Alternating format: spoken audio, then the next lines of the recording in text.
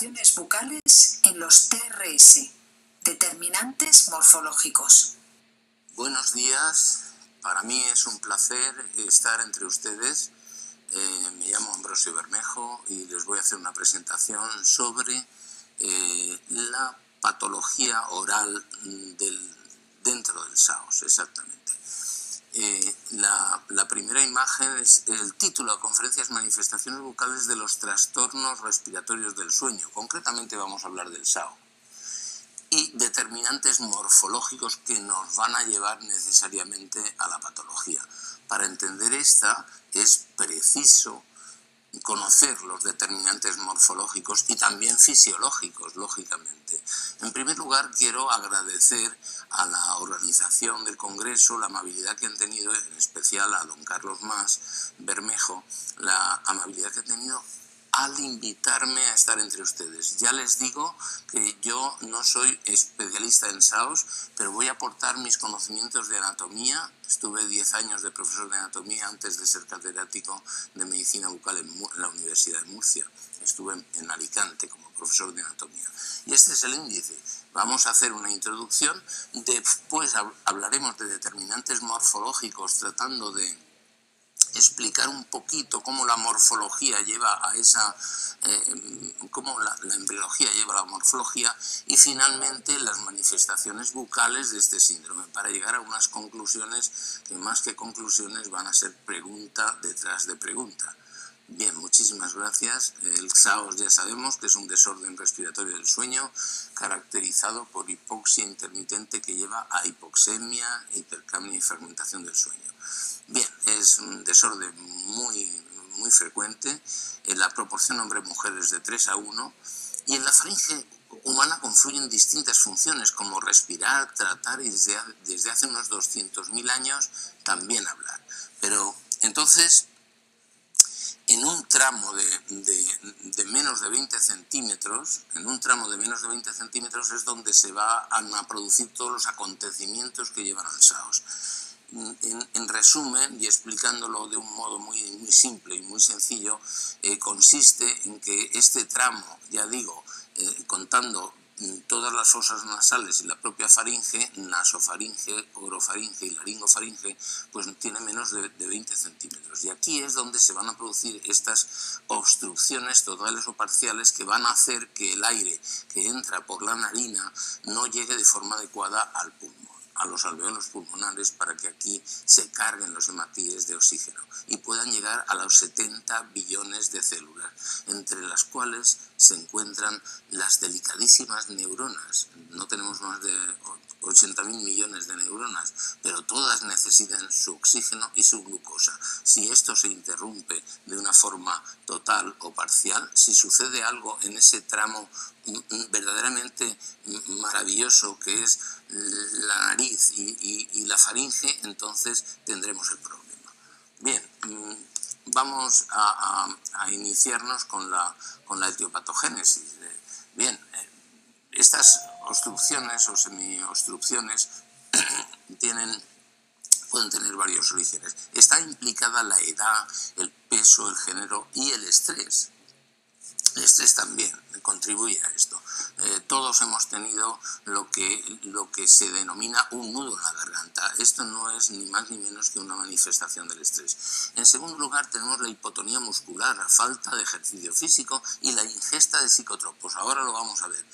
Y en tercer lugar, la respiración bucal, la morfología de ese macizo facial es muy importante, y obstrucciones que se pueden producir a cualquiera de los niveles de todo el tramo, como ya hemos dicho.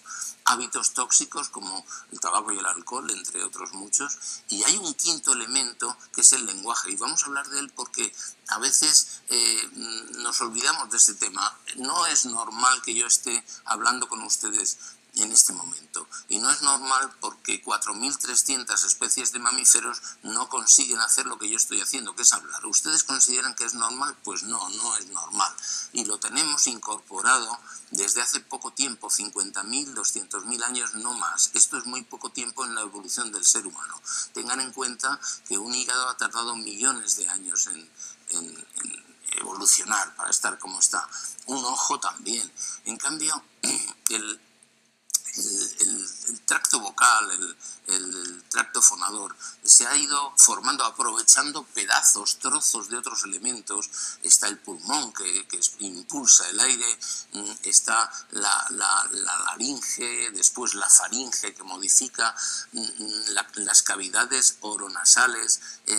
Todo eso hará que finalmente se produzca la voz humana tal y como la entendemos, la comunicación a través de la voz, ese maravilloso don que tenemos ahora.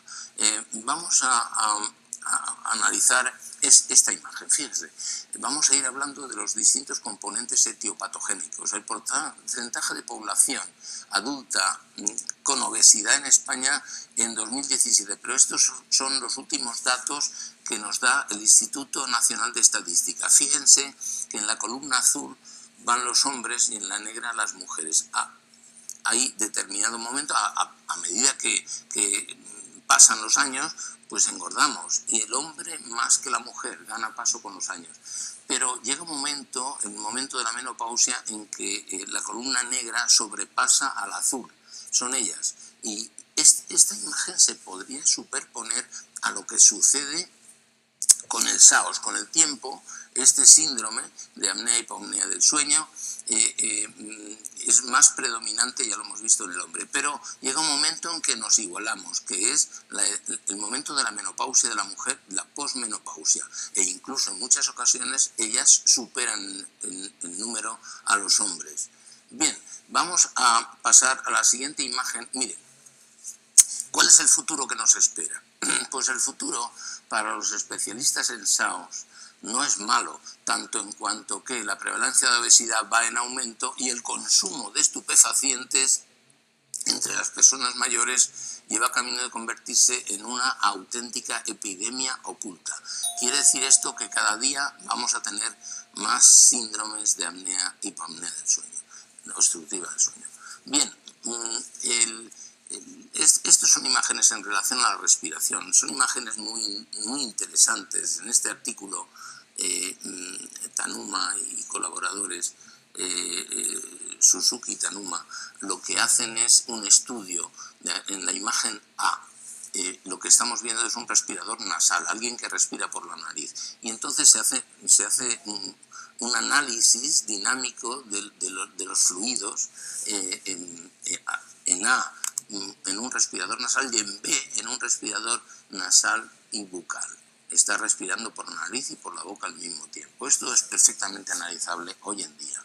Pase la siguiente imagen y entonces vamos a ver el otro factor, el tabaco, el alcohol. Son relajantes musculares y tienen un efecto parecido a los que tienen los psicotropos. Y finalmente vamos a hablar del lenguaje. El lenguaje, miren ustedes, no ha sido tenido en cuenta hasta hace muy poco. En 2005 se publica un artículo muy interesante de Davidson y colaboradores donde analizan qué factores con cefalometrías, con telecefalometrías, qué factores se modifican en el cráneo o qué elementos, haciendo un estudio sobre 123 varones con SAOS y correlacionan la gravedad con los cambios anatómicos que facilitan el lenguaje, en un estudio, repito, cefalométrico. Lo que sucede es que estos cambios que ellos ven relacionados con el lenguaje, sí es verdad que lo son. Son cambios cefalométricos que se produjeron con la bipedestación. Cuando pasamos de la cuadrupedia a la bipedestación se produjeron una serie de cambios. Entre ellos, por ejemplo, se alargó la distancia que existe entre la laringe y el paladar blando.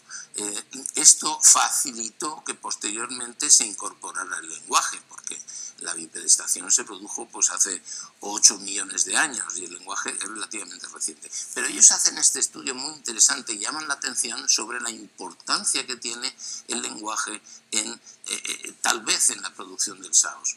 Nosotros venimos haciendo unos estudios sobre las articulaciones temporomandibulares, que fue por donde empezó todo, En el año 1987 demostramos que no tenemos una articulación temporomandibular derecha y otra izquierda, sino que tenemos dos articulaciones temporomandibulares, una derecha, dos derechas y dos izquierdas, formando un complejo articular.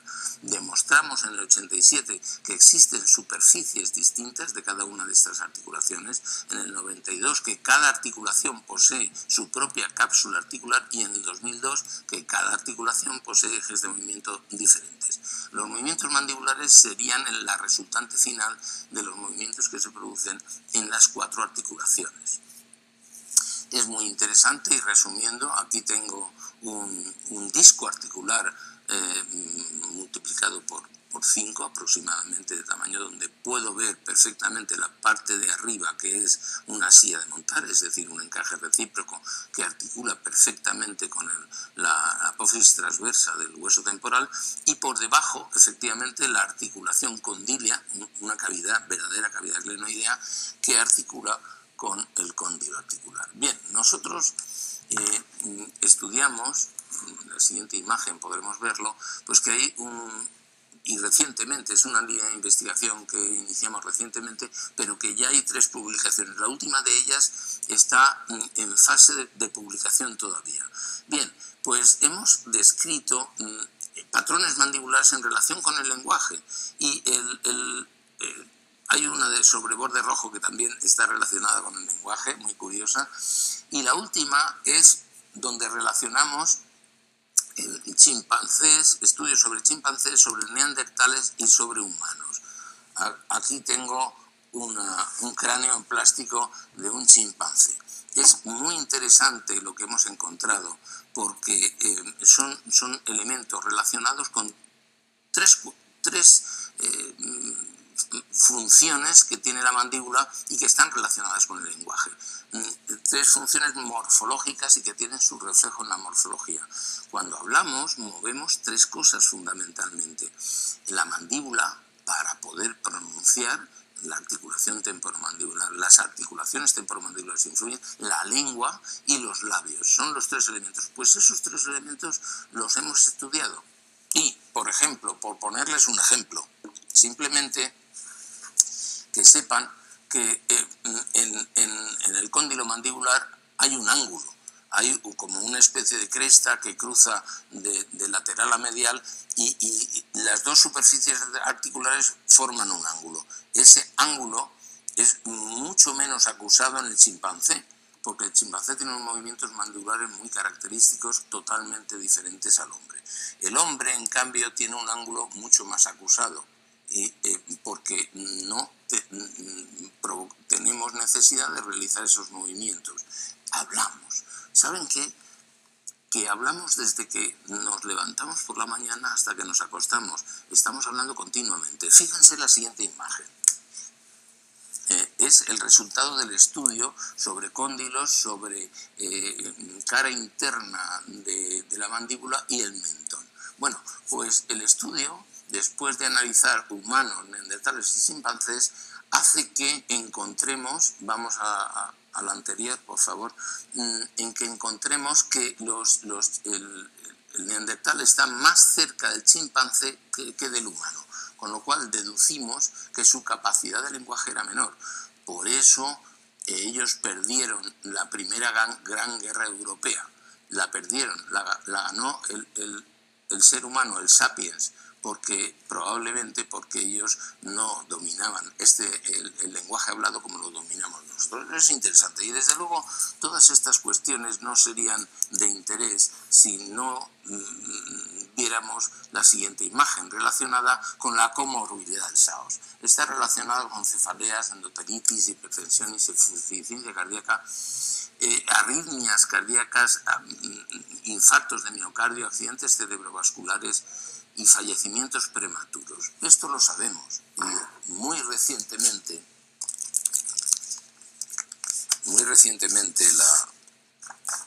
la sociedad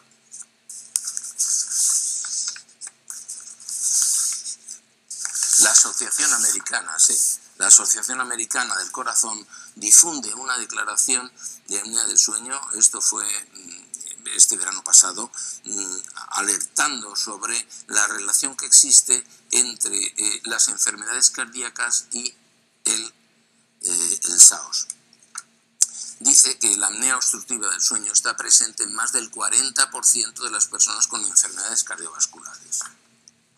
Es importante tenerlo en cuenta, y en esa relación de factores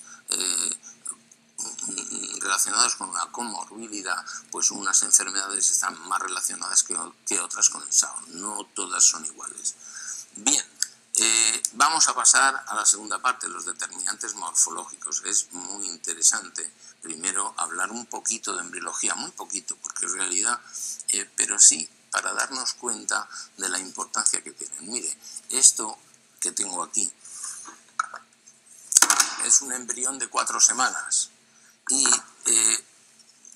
tiene pues 4 milímetros de longitud, no más, y en él podemos observar una serie de mamelones faciales que rodean la membrana bucofaríngea. La rodean, la membrana bucofaríngea es una zona que no se rellena de mesodermo, siempre ectodermo y endodermo están unidos, no crece y con el desarrollo se romperá rápidamente. Pero en el fondo de estos mamelones está el estomodeo hundido, aquí, donde yo meto el dedo.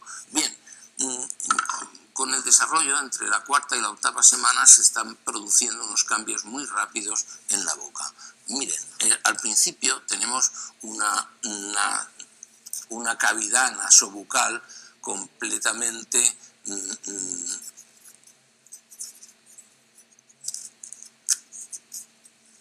hueca, es decir, no hay fosas nasales, sino hay una gran cavidad ocupada fundamentalmente por una lengua primitiva. Bien, pues cuando esta lengua, cuando el embrión crece, la lengua desciende, y al descender hay dos proliferaciones laterales en los maxilares que se van horizontalizando. Al descender la lengua permite que se horizontalicen esas crestas, y al mismo tiempo desde la parte superior aparece un tabique, que es el tabique nasal futuro, y finalmente se queda esta cavidad primitiva separada en 3 porciones, las 2 fosas nasales y la boca. Tenemos 2 fosas nasales. Alguno se preguntará por qué tenemos 2 fosas nasales. Pues miren, es la primera ventaja que tienen las fosas nasales para respirar es que dividen la columna de aire en 2, divide y vencerás. Y además esto es por una serie de características que vamos a ver a continuación. En la siguiente imagen es muy curiosa porque hace que nos demos cuenta de qué sucedería. Vamos a pasar a la siguiente, y la siguiente, por favor. Cuando se comunican las fosas nasales. Este es el crecimiento de las crestas maxilares, que están horizontalizadas, pero que están verticalizadas, pero luego se horizontalizan. Vamos a ver la siguiente imagen. Es muy interesante porque es un estudio sobre 10 pacientes con respiración, con perforación nasal. Hacen un estudio antes y después del cierre quirúrgico, y al cerrar aumenta la humedad dentro de las fosas nasales, la temperatura, y disminuyen las epístasis y la sequedad. De manera que ahora entendemos por qué respirar por la boca pues hace que no se produzcan las ventajas que tienen por respirar por la nariz. Y vamos a ver ahora qué pasa en las fosas nasales. Pues miren, esto se lo voy a explicar sobre esta maqueta. Es muy interesante lo que sucede. Cuando pasa el aire por la nariz, que es por donde se debe respirar y no por la boca, jamás por la boca, suceden distintas condiciones. Es muy interesante. La primera de ellas es la que he dicho antes. Divide la columna de aire en 2, derecho e izquierdo, fosa nasal derecha, fosa nasal izquierda. Después, cuando entra el aire, se filtra a través de una serie de mecanismos, pues los pelos que existen en la entrada de las narinas, pero no solamente eso. hay unos cilios en las células de recubrimiento de todo el epitelio nasal que también captan, se mueven y lanzan lo que captan hacia atrás, hacia la faringe, hacia la nasofaringe. Y también el moco lo que hace es retener partículas, de manera que hay una serie de mecanismos que filtran el aire. Esto no sucede si hacemos lo mismo y respiramos por la boca en vez de por la nariz.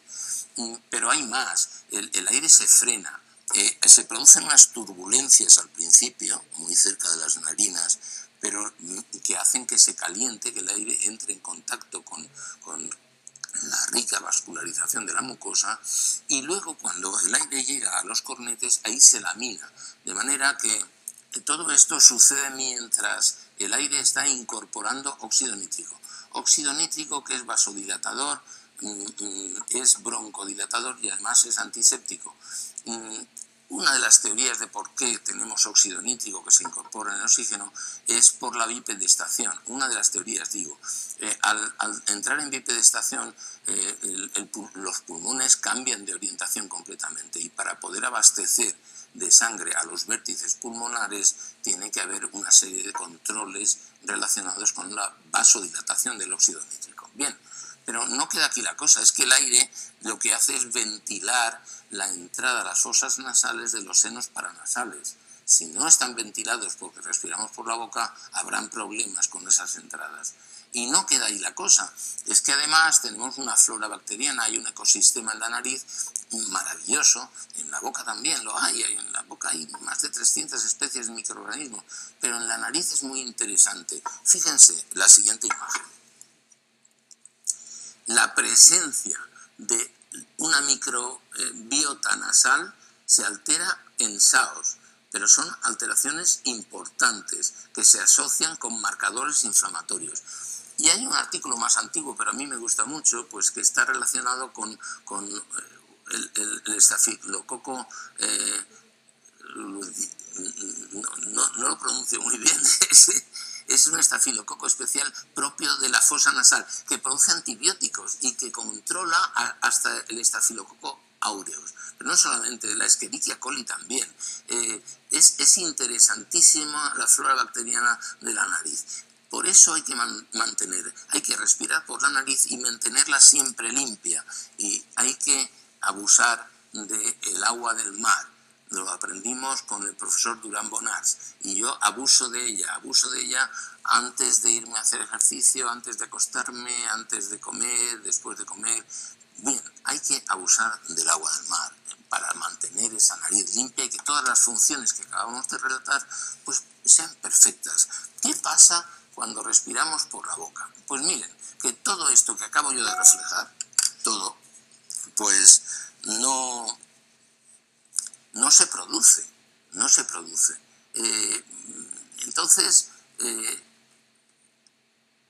vamos a pasar la siguiente imagen, por favor. Sí, siempre nos han dicho que la boca está hecha para masticar, pero no es verdad. Eso no es verdad, por lo menos desde hace más de 100.000 años. Pronunciamos 16.000 palabras al día y producimos 900 movimientos por hora cuando estamos masticando comida. Por lo tanto, lo que ha sucedido a lo largo de estos últimos 50.000 años es que la lengua no solo ha ido remodelando el paladar, sino que además ha remodelado la mandíbula. A la izquierda tenemos un cráneo de chimpancé, en el centro de Neandertal y a la derecha de Homo sapiens. Estudiamos 12 chimpancés en la Universidad de Valladolid, neandertales, hemos estudiado 8 mandíbulas de neandertales procedentes de la Sima de las Palomas, aquí en Murcia, y en la osteoteca de la Universidad de Alicante hemos estudiado 20 cráneos y 20 mandíbulas humanas que demuestran claramente, aquí las ven, las 3 relacionadas con el músculo mieloideo, con el hueso yoides, es distinto, y las reconstrucciones de las lenguas que hemos hecho. Todo esto hace que entendamos qué se está produciendo, cómo funciona la boca. La boca no está diseñada para respirar. Es un error lo que nos dicen algunos profesores de yoga o profesores de... incluso profesores de canto, que dicen que hay que expirar por la boca. Pues no, es que hay que expirar por la nariz, y el aire se filtra también al salir y saldrá mucho más puro que si expiramos por la boca. Bien, la lengua es una maravilla. La lengua tiene 24 músculos que están moviéndose a toda velocidad. Sí que es verdad que con el tiempo, por la falta de ejercicio físico y por el acúmulo de grasa intramuscular, porque existen dos tipos de grasa que no tienen que ver con la grasa normal, sino que una es la visceral y otra es la intramuscular y perimuscular. Es lo que pasa con el tiempo. Ahora lo estamos estudiando. La grasa intramuscular, que se puede estudiar perfectamente con resonancia magnética. Es muy interesante el tema. En la siguiente imagen, pues vemos, son dibujos míos de mi época de profesor de anatomía. El paladar tiene 9 músculos, 9 porque uno es impar, que es el ácigos. Ácigos significa impar, y es el que conforma la úvula, lo que llamamos vulgarmente campanilla. Pues son 9 en total. Y esta también es una faringe abierta por detrás, donde veo no solamente los músculos del paladar, sino también los constrictores de la faringe, superior, medio e inferior. Bueno, todo este complejo sistema puede entrar en disfunción de una manera relativamente fácil. Bien, vamos a entrar en el campo de la patología. Estas estructuras que acabamos de analizar y de estudiar, complejas, porque realmente la parte superior del aparato respiratorio, que nada tiene que ver con la boca, es delicada y puede entrar en patología. El tramo de la nariz es casi tan largo como el de la faringe, nasofaringe, orofaringe, laringofaringe, y puede entrar en patología. Y pueden llegar a producirse interferencias, como he dicho, totales o parciales de este área superior. Estructuras duras y blandas pueden llegar a entrar en disfunción y provocar ronquidos y saos. ¿Por qué? ¿Qué es el ronquido? Pues el ronquido no es ni más ni menos que el movimiento producido por un compromiso de las distintas estructuras que acabamos de estudiar, paladar, músculos faríngeos, lengua que se va hacia atrás. Todos estos elementos aparecen como lengüetas que vibran y hacen que se produzca el molesto ronquido. Bien, vamos a pasar a la siguiente imagen que veremos en pantalla. Al respirar por la boca, la lengua cambia a una posición atípica y deja de ser un molde para las estructuras que la rodean, para el paladar, pero también para las estructuras que hay dentro de la mandíbula. El paladar se ojiva, los molares se sitúan en la articulación cruzada, aparece una mordida abierta en dientes anteriores. Esto todo es si el niño empieza a respirar por la boca. Lógicamente, en el adulto las cosas cambian, ya no se producen estas deformaciones palatinas y molares tan importantes. Pero es que, además, la mandíbula se estrecha un poquito y entonces su crecimiento se ve alterado, así como su relación con la lengua. La cara pierde su normal distribución en 3/3. La hipoxia intermitente puede resultar más dañina para el epitelio oral que la hipoxia mantenida, como luego veremos. Bien, todo esto ya lo sabíamos, que la respiración bucal está asociada a problemas de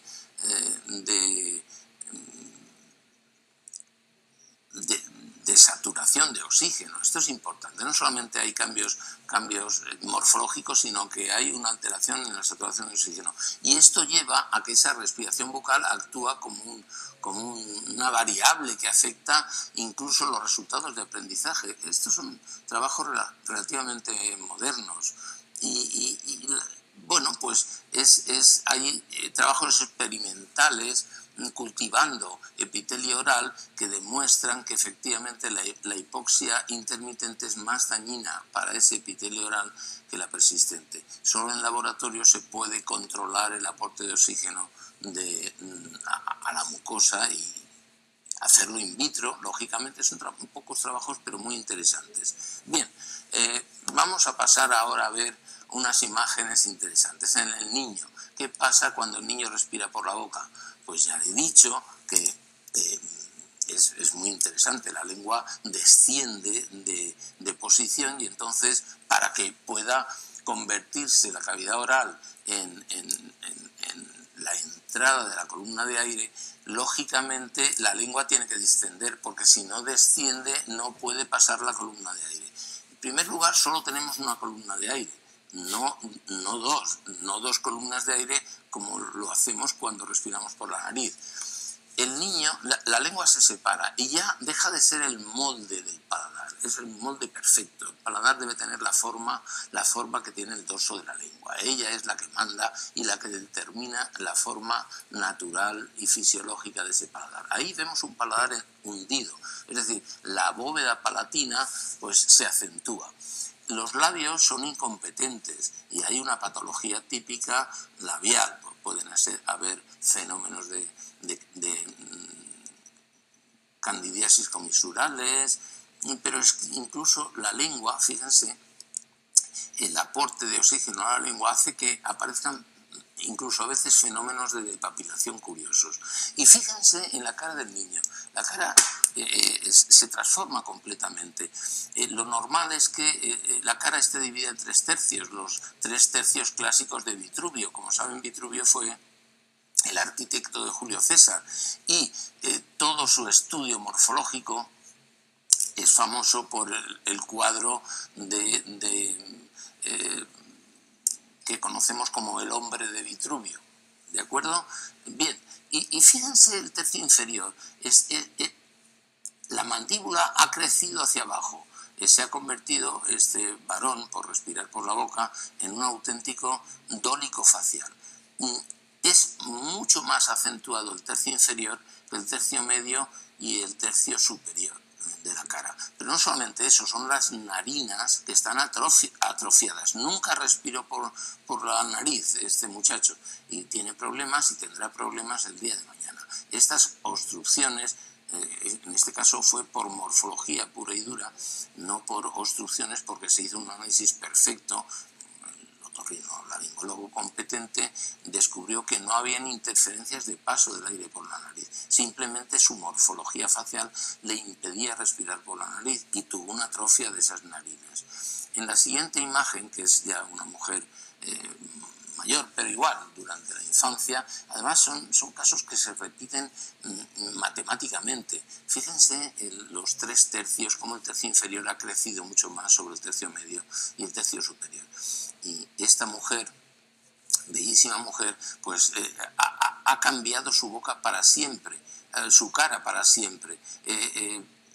Hay una incompetencia labial, problemas con el metabolismo de esos epitelios labiales, cómo hay una articulación cruzada, cómo ya ha perdido una muela porque hacen caries, porque al respirar por la boca se produce el segundo fenómeno importante, no solo las deformaciones, que son importantes evidentemente. El segundo fenómeno importante de la respiración bucal es que la boca se seca y la boca no está preparada para estar seca, tiene que estar húmeda, con su pH adecuado, con su ambiente, con su ecosistema natural, su pH, etcétera, etcétera. Esto se pierde al respirar por la boca. Si empiezas a respirar por la boca jovencito, habrán deformaciones, pero si empiezas a respirar cuando eres más adulto, empiezas a respirar por la boca, suceden fenómenos en relación con la falta de saliva. La saliva es, vamos a ver, los 55 componentes y funciones de la saliva, no los vamos a describir, pero tienen que ver con la limpieza y lubricación, el efecto tampón y remineralización, integridad de la mucosa oral. Tiene un efecto antimicrobiano, evidentemente, por sus distintos componentes, interviene en la digestión de glucón, sabor y fonación. Bien, la fonación es fundamental. La fonación, la mucina y el agua de la saliva hacen que todo el conjunto de elementos que hay aquí dentro, yo estoy hablando ahora con todos ustedes y hablo porque tengo saliva. Cuando no tengo saliva es que no solamente no es que no pueda comer polvorones, no, es que simplemente se dificulta el habla porque los distintos tejidos no resbalan bien sobre los otros. La lengua tiene que resbalar sobre un tejido y esto es muy importante tenerlo en cuenta, por lo que vamos a ver a continuación.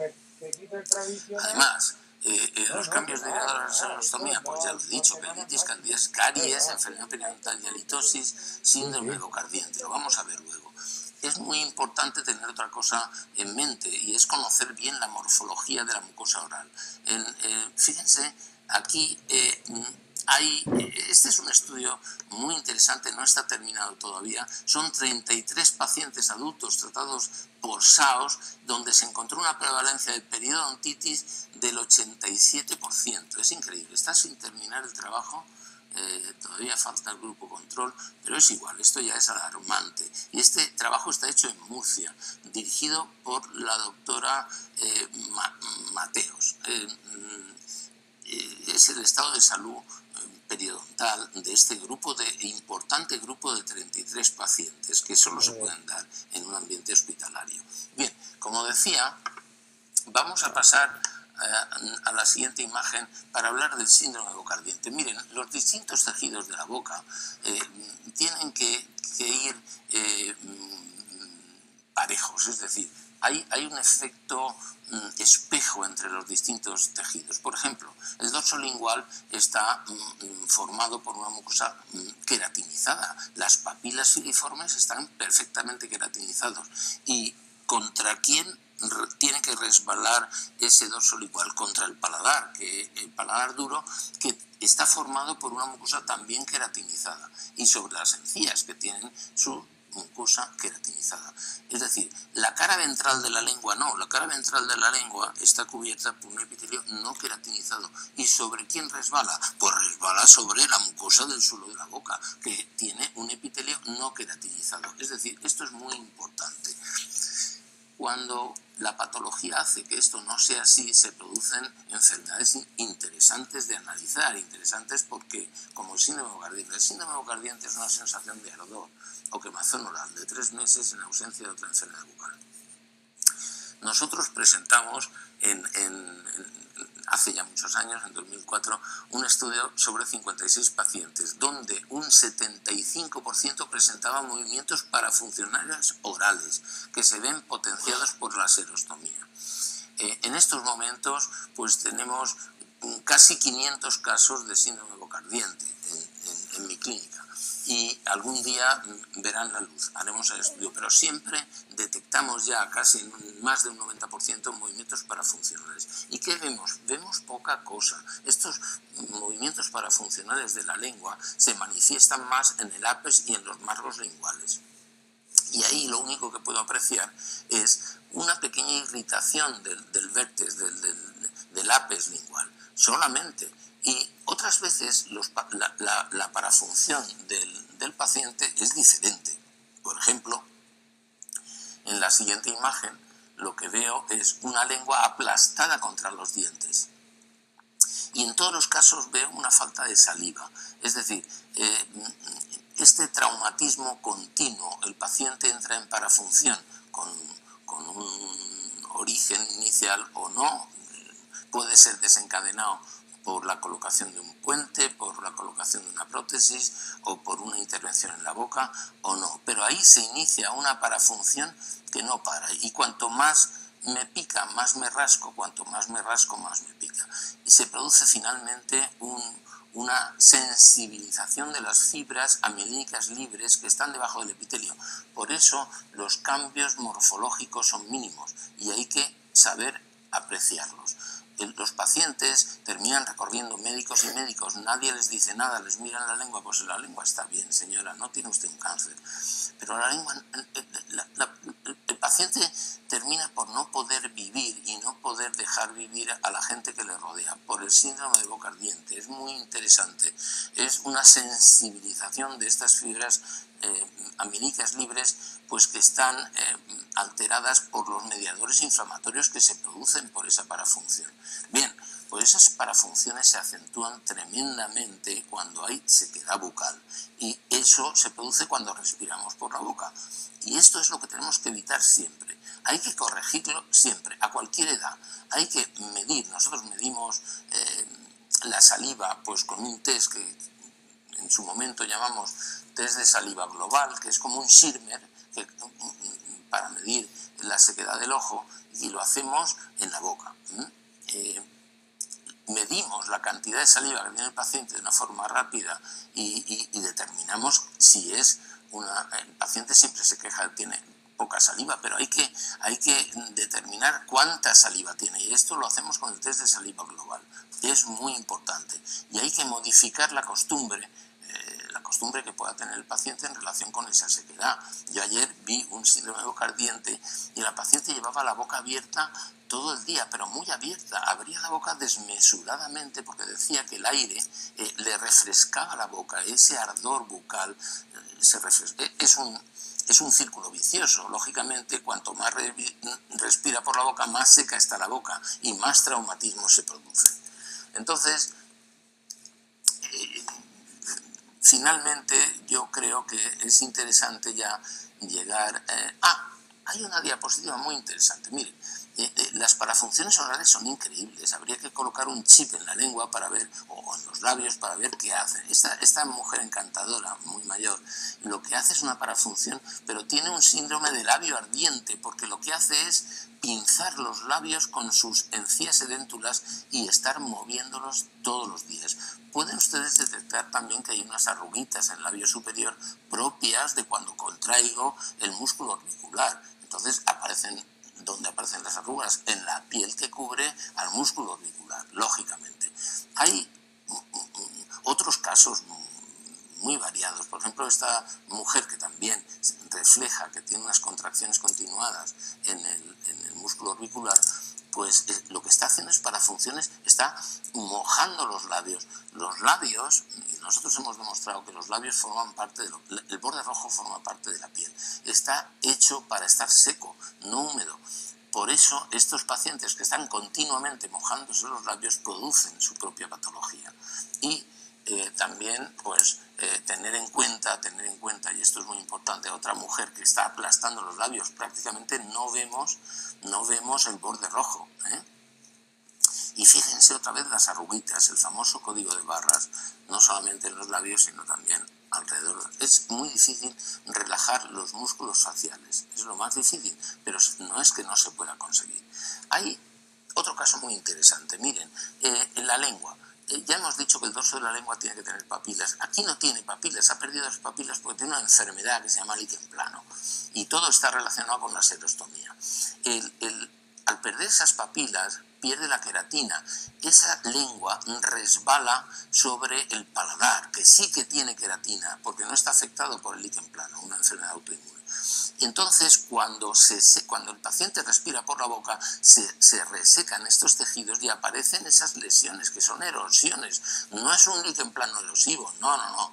Es un líquen plano traumatizado por el paladar, sobre el que está resbalando. El paciente hace parafunción y la hace en una situación de sequedad.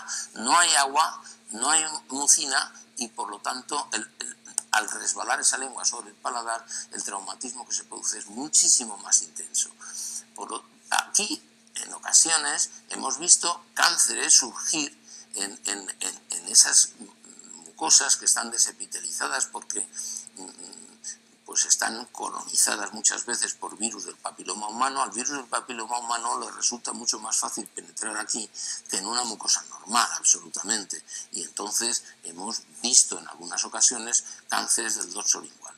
Bien, así que la sequedad, yo les diría que es más trascendente que las deformaciones faciales, que son importantes porque mujeres que deberían de ser absolutamente bellas, pues pasan a no serlo por culpa de respirar por la boca durante la infancia. Pero hasta ahí llegamos. El problema no llega más. El problema de la respiración bucal fundamentalmente en el adulto es la sequedad y toda la patología derivada de la sequedad. Esto es en lo que quería incidir más. Bien, y ya podemos entrar directamente en las conclusiones. Miren, La complejidad de la faringe es compleja, hace que cuando estas estructuras entran en disfunción tenga que establecerse un tratamiento multinivel. Tenemos que confiar en nuestros especialistas. A ver, yo tengo que confiar en mi otorrinolaringólogo cuando explora las vías altas, cuando hace estudio y análisis de esas vías pues, con fibroscopias, etc. Tengo que confiar en el especialista en sueño. Los dentistas no estamos capacitados para hacer el diagnóstico del SAOS. Esto tiene que hacerlo un especialista en sueño. Nosotros sí podemos monitorizar el SAOS con nuestras maquinitas y bueno, pues sí podemos hacerlo con máquinas que monitorizan el resultado de nuestros tratamientos en la casa del propio paciente. Pero no podemos hacer el diagnóstico de SAOS. Los médicos sí pueden, sí podemos, pero los odontólogos no tienen esa capacidad. Por lo tanto, hay que confiar en nuestros especialistas de sueño. Y hay que confiar, sí que podemos tener aparatos 3D para analizar dónde pueden estar las obstrucciones, pero vamos a confiar en nuestros radiólogos y vamos a confiar en nuestros neumólogos, que son magníficos y sin ellos no podemos funcionar a estos niveles. Pero hay más especialistas.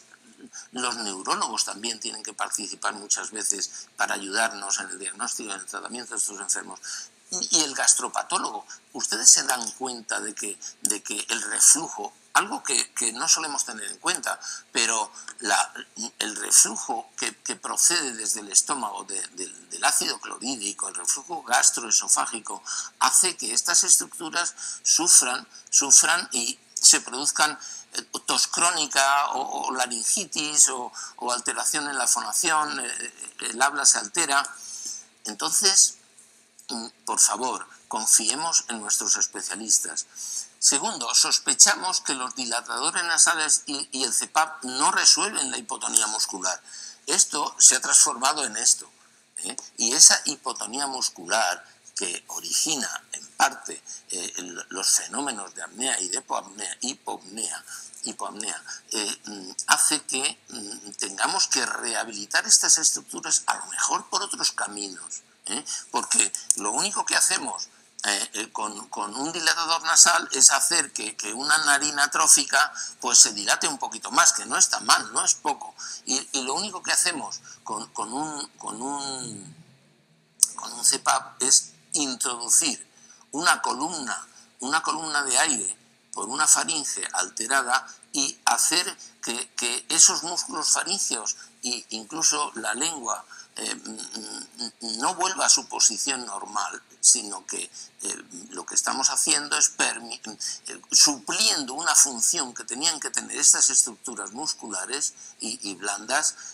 por la columna inducida por el CPAP. Es decir, no sé cuál es la solución, señores, pero la sensación que tenemos es que estos son soluciones parciales y tendrán que venir otras soluciones. Tal vez tengan que participar los fisioterapeutas también, como un elemento más de nuestros equipos, porque sospechamos que los dilatadores y el CPAP no resuelven la hipotonía muscular. ¿Existe relación entre la aparición del lenguaje del SAOS? No lo sabemos, hay indicios, pero hay que tenerlo en cuenta. Dentro de un tiempo estamos analizando cuestiones, no sabemos si vamos a poder demostrar que el neandertal no tenía SAOS. No lo sé, sospechamos que tendría menos, porque hablar no hablaba con nosotros, tenía un protolenguaje, pero no tenía un lenguaje como el nuestro, porque nosotros hemos encontrado huellas en la mandíbula que demuestran que no lo tenía. Y finalmente proponemos incorporar en los protocolos de tratamiento técnicas antiestrés para evitar esas parafunciones musculares de las que hemos hablado continuamente. Y sobre todo promover campañas que estimulen la práctica del deporte para que estas musculaturas que se han ido perdiendo con el tiempo se recuperen. Y proponer también, promover campañas de estimulación que ayuden a estimular la deprescripción de psicotropos. Vivimos Es un auténtico desastre, señores. Yo no tengo ninguna mujer de más de 60 años que no esté tomando. El 60 o el 70% de estas mujeres toman psicotropos y los hombres también.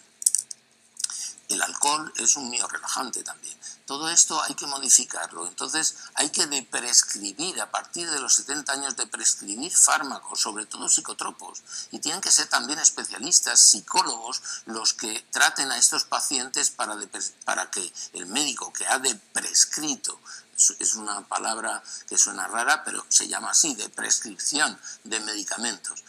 Un hombre, una mujer de 80 años ya necesita la 10ª parte de los medicamentos que está tomando. La mayoría no hacen ningún efecto. Por eso hay que iniciar el sentimiento de prescripción de psicotropos entre los médicos españoles. Estamos acostumbrados a tirar de receta. Usted tiene una depresión, pues antidepresivo. Que tiene una alteración del sueño, pues le mando cualquier medicamento que le induzca el sueño. Bien, todo esto no es así, tiene que cambiar, porque estamos induciendo a tener más y más SAOs en el mundo. Bien, pues esto es lo que quería decirles. La siguiente imagen es una despedida desde Elche, mis palmeras. Hay un maestro que es el que arregla esas palmeras, sube. Pues desde Elche, muchas gracias por su atención. Vivo en el campo y allí tienen su casa. Muchísimas gracias.